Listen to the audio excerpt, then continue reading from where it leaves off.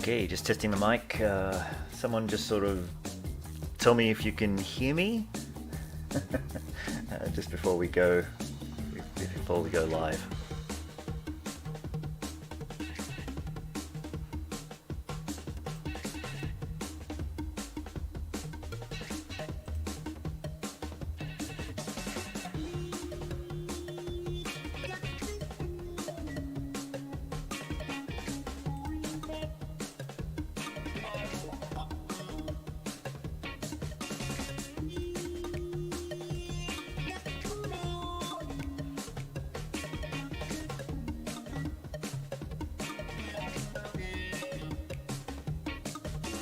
Yay!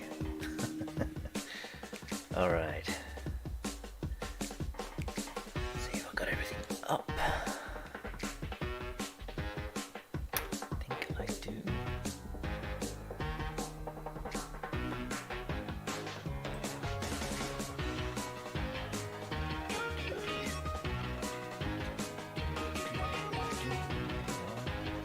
Boom.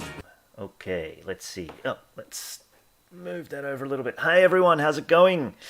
Paul here with another live stream. I got invited back, so hey, you have me for another half hour. Today we're going to be taking a look at well, I decided to sort of build on what we did last week. We talked about line art, and some things came out of that. A few questions were asked, which I thought would be really good to address. In terms of line art, basically baking for one, and can you bake an animation of the line art? And yes, absolutely you can. So what I've got here in front of us is something from Kent Trammel's upcoming cubicity course, which is going to be amazing. I've sort of like taken a few sneak peeks around it, and look, it has a lot of stuff, even though it mainly deals with the asset browser. You've got modeling, you've got texturing, you've got lighting, all of that stuff. And the reason I chose it, because it's already sort of a toony scene. As you can see here, I'm just going to swing into 3D view if I can get Blender to cooperate. There we go. All right. So there is Kent's awesome little cubicity, and here is Kent's awesome little cubicity, and here is my camera.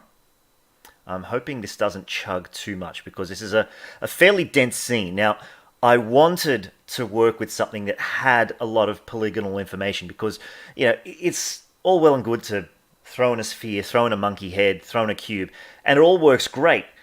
But it's not until we get into a scene of this complexity and throw in a bit of animation, such as this camera pulling back, these little trucks driving up and down the street, that we begin to enter the realm of what we actually want to do with Blender, and how is it going to perform. So this, I've just basically set up the camera, animated a couple of Kent's assets, all so that I can then do this. Now, let's see if I can bring in my line art. Okay, cool. I'll just disable my city here, just so you can see the line art. Now, I have already baked this. You'll see that under the modifier setting under bake, it says modifier has baked data. Now, if you just want to bake one single frame, you just go bake line art. But if you want to bake all of the frames, because you've got any sort of animation, camera, moving objects, whatever, then you go bake line art all, and this is what happens. If you take a look at the dope sheet here, we've got a keyframe that has been put in for every single frame. Now, I'm just going to, no, you know what? I'm going to enable it, but what I'll do is I will untick outline selected in objects so that we can see what's going on. Now, if you guys can all see really clearly, I'm going to play the animation again. This is the line art animation that got baked out after, from the scene that we've got. Right, so we've got a line art pass, we've got a scene that's underneath it. And again, if we swing into 3D view, you can see that it doesn't look, like you can tell what's going on from another angle. But this is sort of how the line art modifier works. It only kind of renders the shapes that are facing your view, your camera, right? So that it's an illusion, but it's a very convincing illusion. And if you can sort of see just outside the passepartout, the outside of the camera, you can sort of see those lines etching in as we go. Right, so how do we put this all together? Now, this is all animated, so this means that if we play it with the city and the line work all together, it will play nice, and we could render this all in one pass if we wanted to. But I'm going to do something a little bit special here, and that is you can very easily have everything enabled and just have that one pass, because what I wanted to do is play around with some of the depth of field effects. And while Grease Pencil will recognize depth of field on the camera, it sometimes just doesn't work. I don't know exactly why, but it just doesn't give you the result that you want. And so often you need that entire render and then do your depth of field rendering as a separate pass. Now, I'll just switch over into my compositor view here. Now, yes, I've got this little compositing window. Unfortunately, to do compositing correctly, we need two things. We need... I'm just going to zoom right in here. Okay. What I've gone and done is I've created two view layers. The first one I've labeled base city. And on the base city, what I've actually done is unticked this little render composition, which includes the line art object. So I'm unticking that under base city. Conversely, I've made a second view layer. All you have to do is click this little add view layer button, and it gives you some options. But what I can do now is create this one, and in this render pass, I've done the opposite. I've enabled the render collection with the line art modifier and disabled the city, which holds all of the objects. And so what we're going to do is get two different renders. Right, this is just for demonstration. So what happens is that if I zoom out here, we've got render 1, just the city, and let's see if my node wrangler skills are up to scratch. Is it Control-Shift-Click? Double-click? Yeah, it's Control-Shift-Click, yay. And render 2 is just the line pass, okay? Now what we can do is we can combine them. Okay, we can just go Shift-A, Color, Mix. Let's put that in. Now you see how my computer is chugging a little bit as I do all of this sort of stuff, because there is a heck of a lot going on in this scene. And so, and I've got a fairly fast computer. I just want you to be aware that the time it's taking me to do all of this, it's probably going to be worse if you've got less specs than me, but this is generally how we're going to be working. And then we can just combine those two renders. I can leave this... we can maybe include the alpha, I think. Have we got alpha on this? I'll find out in a minute, won't I? And let's just see. Let's just see what happens when we combine that. Let's see what happens with our view layer. No, nothing's happening.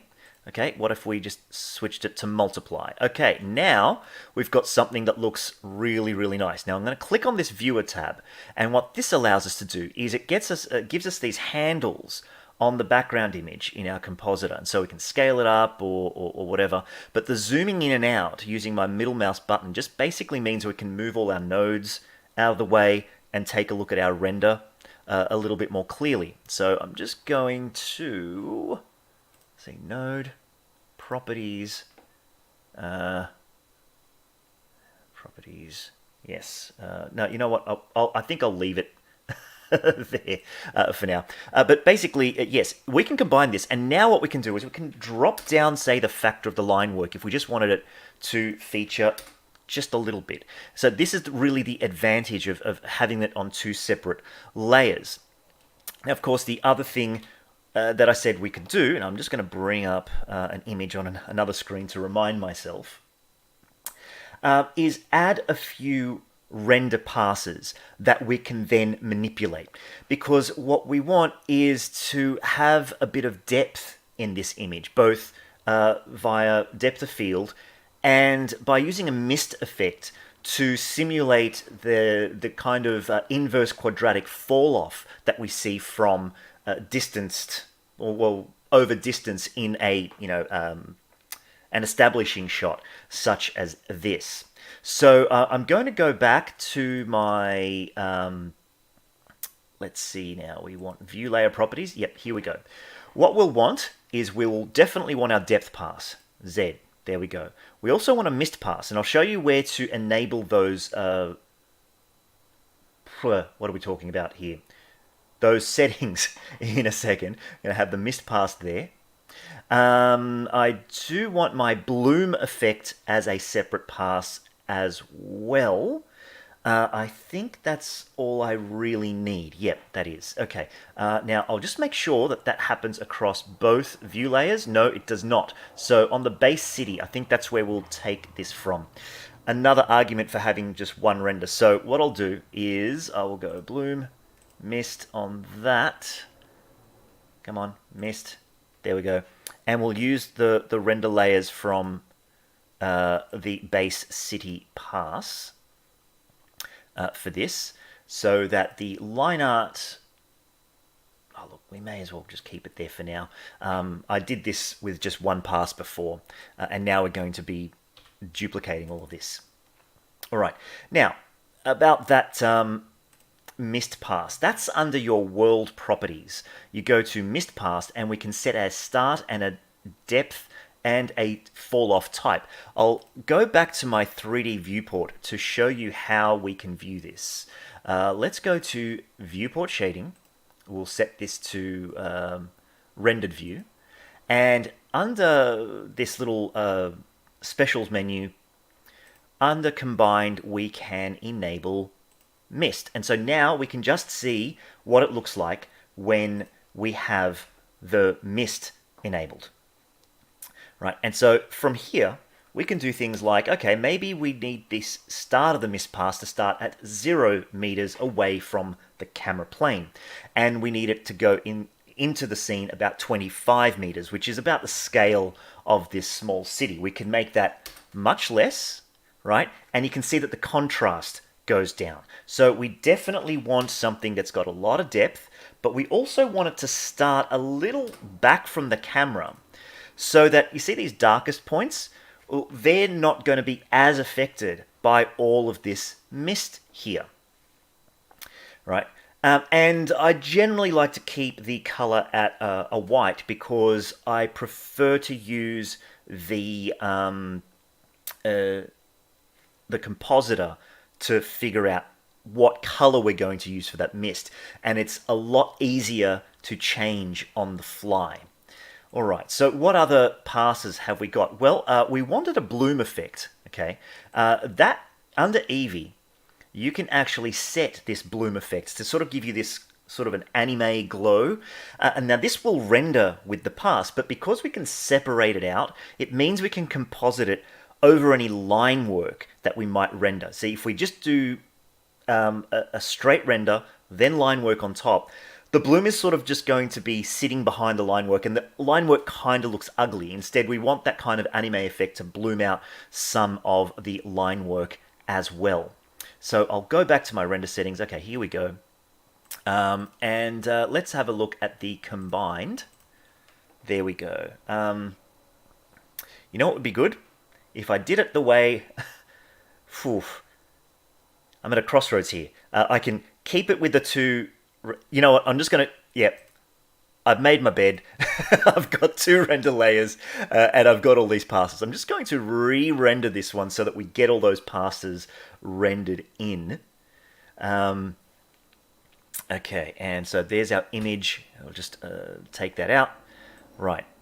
So now we want to begin to combine some of these passes in some interesting ways. Now, the first way, I told you that we could get a bit of defocusing in there, and that's why I brought in my depth or Z pass under my data. And the way we play around with it in the compositor, I'm going to go Shift A here, and I'm going to add a defocus filter. Here we are. This is what the defocus filter is going to do. I'm just going to take my combined image and place that into the image input over here. I'll just disable my backdrop just for the moment so we can see what's going on nice and clearly. And I'll just bring back this here. Right. And let's get some of these settings sorted. I want a maximum blur, so something nice and high. This is different from sampling. This is how much blurring we're going to get. I'm going to drop the threshold quite low. I'll leave the preview on for a moment. But then what I want to do is I want to enable our depth. But I want a little bit of control on that depth. So I'm going to add in, where is it? You know what? I'll just do a quick search. Exposure, an exposure node. Right? Why do I need this? Well, this actually gives us an extra handle on the depth. Right? The depth we don't really notice, but if we can mess around with some of the contrast on that depth, we can create some interesting effects, and we have a lot more control. And so I'm going to bring that and plug that into the Z channel over here. So now we want to see what our result is going to look like. So I'll bring back my background. All right, so what's going on here? Well, we're getting a bit of blurring, that's for sure, but the exposure is set to 0, so everything is blurring. Now, I know that if I bring that exposure a little bit back, it's going to actually bring things into focus. So this is some really great ways to control the blurring overall. So can you see what's happened here? I'm just going to see if I can scale this up so we can see a little bit more clearly.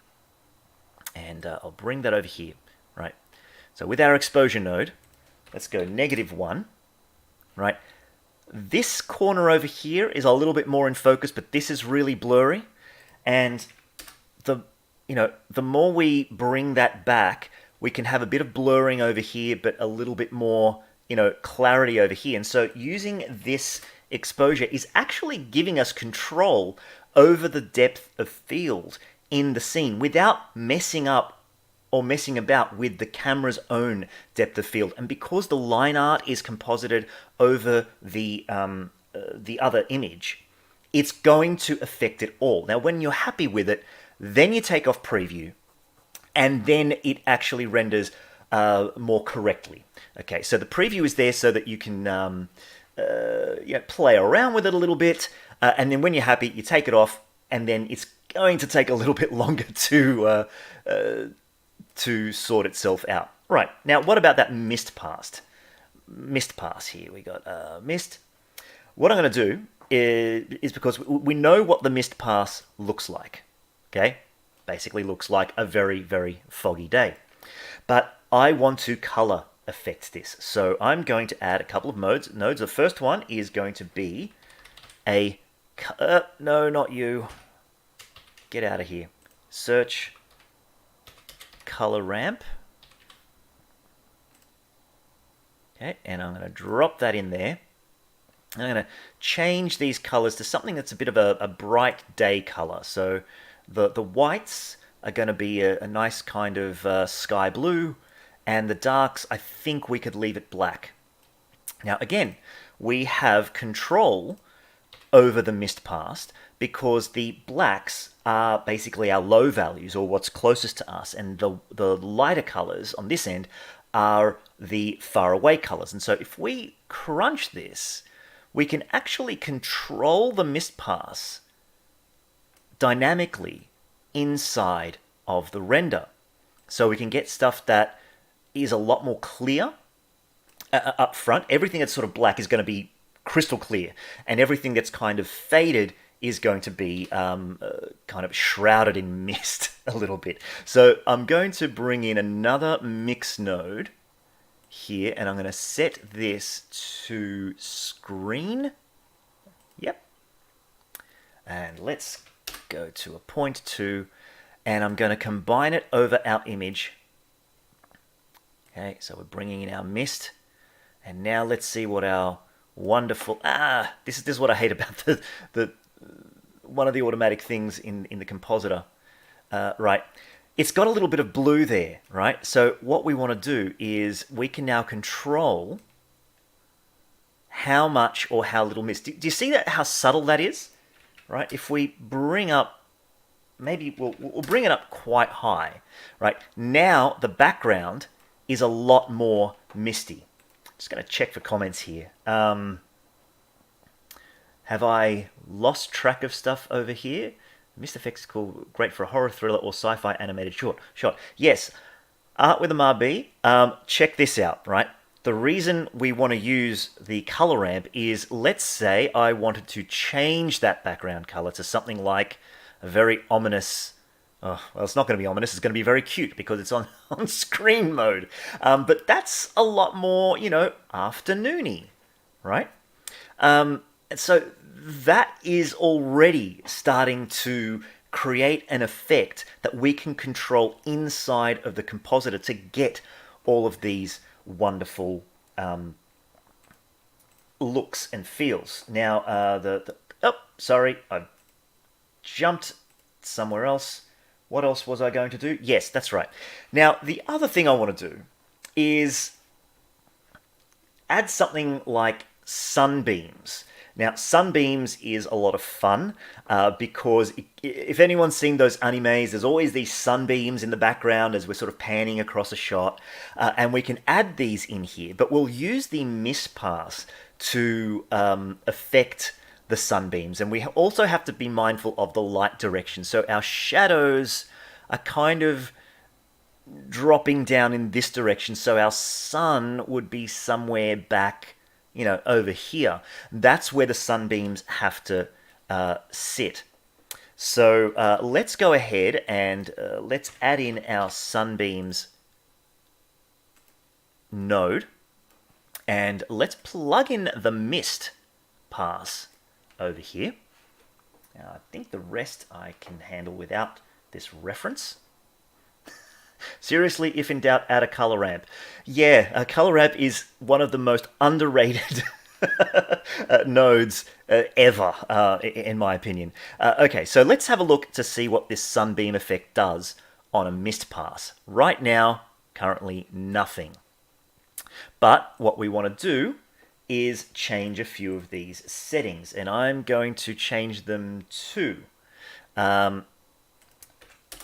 this is X, right? I'm going to zoom right in. Okay, first, this is the source point, X 0, and so this means that it's going to be in the top left-hand corner. That's where 0 lives, and then we want it to stretch maybe 90% across, and I want a bit of ray length. And so let's give this a bit of a ray length of about 3. Now we can see what's going on, all right? So from the point in the start, right up here, and it's dropping down about 300 pixels. It's just smearing it, blurring it, what have you, okay? And secondly, what I'm going to do is I'm going to duplicate this color ramp, right? But I don't want it to go from this orangey color to black. What I want is for that black to actually be transparent. How do we do this? Well, if we click on the color swatch, so I'm going to select this point here, okay? So we get that color swatch. Click on the color swatch.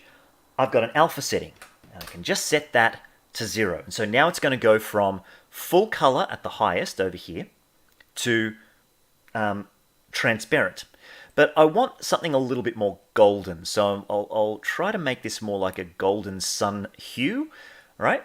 So now that we've got those sunbeams, all we have to do is composite it over our entire image. So what compositing? I went with a soft light here. Yep. Okay, so I'll just duplicate that mix color node, Shift D, set that to soft light, and I'll give it about a 0.6, and then we want to composite our total image and our sunbeams. We might need to bring in the alpha of the second operation, and so when we get our combined, what have we got here? Ah, that's looking nice. See that? So the sunbeams are subtle. Okay, so if I bump it right up to 100%, we should... Oh, maybe not. Maybe I take off that. Wow. All right, I'm going to have to really play around with this because it's causing some interesting effects. Maybe if we set this to an add, will that do any better? Okay, it's very, very bright, and it's okay. It's subtle. I'll just say that. So I'll drop that back to maybe a 0.6. So we've got this nice kind of anime glow there. Am I still streaming? Holler if I am. I'm just going to check here the health of the stream. Yep, I am. Everything's working well. Great. Now, again, wrong image. So I've got some slides there that I want to work with. Now, remember, we had also made the bloom color available. And as I said before, like putting the bloom behind the line work looks a little bit too dark on top of everything. So we have the option to bring the bloom on top of everything else. But where we want that in the stack is, I think, just behind the sunbeams. So that's what I'm going to do. I'm going to take a look here in my nodes. Let's move our sunbeams down a little bit. And let's duplicate this little add node over here so that we're going to go with our total image before the sunbeams. That goes into part 1, and we'll bump this right up. Then I'm going to connect my bloom color to the second input. Let's take a look at how this looks before we get to the sunbeams. Right? There we go, right? You can sort of see how that looks with the bloom, and the bloom is working over the line work. So this is looking a lot more like an anime background, and we can tinker with the amount here in the compositor, right? So even at 50%, it's looking quite nice. Then we bring in our sunbeams, and if I set that to maybe screen, I think I'll leave it on soft light or even overlay. Clamping it won't do much. No, it's going to make it look really bad. Okay, we may not even need it because it's just way too subtle. Maybe we need that alpha. Yep, I think we do. All right, and so then that is our completed effect, just with some clever compositing. All right. Thanks, Elizabeth. Great, it's working for you. Now I'm going to go into this little slideshow. So this is the plain render, okay? Just cubicity on its own without any effects. This is our line pass. And this is our combined render. I had to prepare these earlier because the render times on this were, for the stills, not bad. But here's what I'm now going to show you. This is a playthrough of the animation just straight out of with the cubicity. Now, this is a render of the line animation. And finally, we have the combined animation because all of the line work is baked, right? When you hit render, it's going to render every one of those lines. Okay, so that is how we can take something that's already looking a bit cartoony and just push it that little bit further. And I kind of like the lo-fi style that Kent's got going here because it's a sort of like Minecraft meets Studio Ghibli. And it's a beautiful kind of a look. So yeah, look, that's how we can use some compositing tricks. So that's my little compositing noodle there.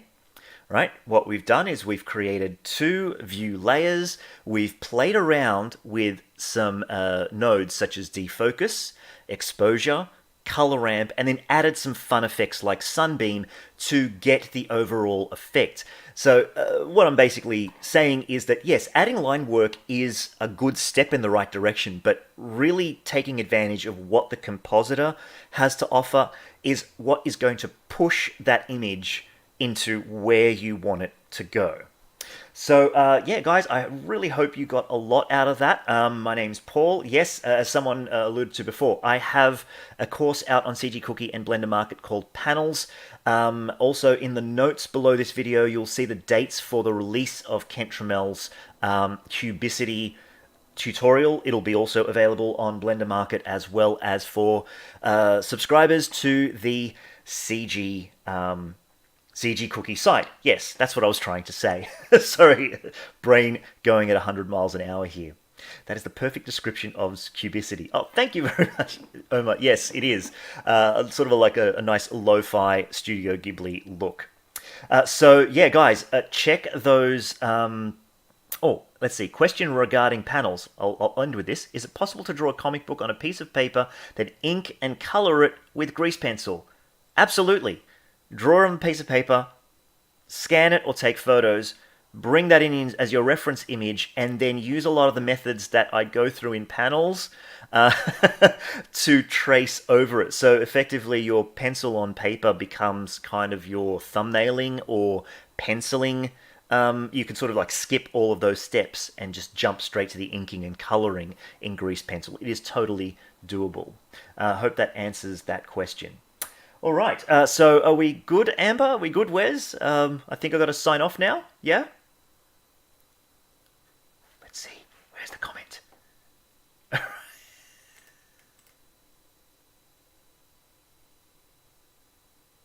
Hope I can catch this up live. I just arrived and missed a lot of interesting stuff.